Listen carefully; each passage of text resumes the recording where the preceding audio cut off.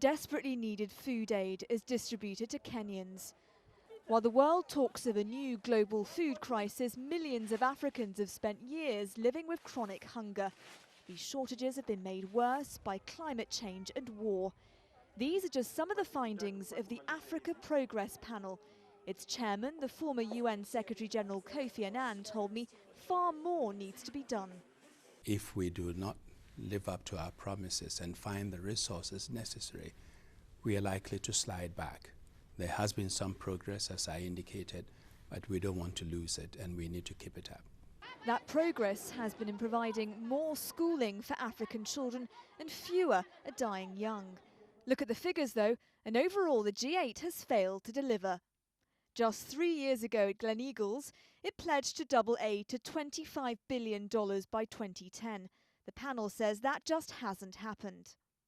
There has been some progress on cancelling the debt of 18 African countries, but the G8 promised to improve trade by cutting subsidies and tariffs, something that again hasn't yet been achieved. Who or what is to blame for this failure? I think it's the countries that made the promises is collective will. It's lack of will. Some are doing better than others, and the figures would indicate that. But at least the promises have been made, and I'm only asking them to live up to those promises. I'm not asking for new promises. The panel also criticises African countries themselves for not doing more, particularly states like Zimbabwe. Kofi Annan's been vocal in his criticism of the situation there.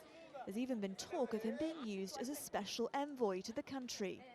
Anyone who comes to power through fraudulent elections will lack the legitimacy with his own people, with the region, and with the world. Zimbabwe and aid to Africa will again be discussed at the next G8 summit in Japan in 3 weeks' time. Kofi Annan hopes this time the world's most powerful leaders will deliver on their promises.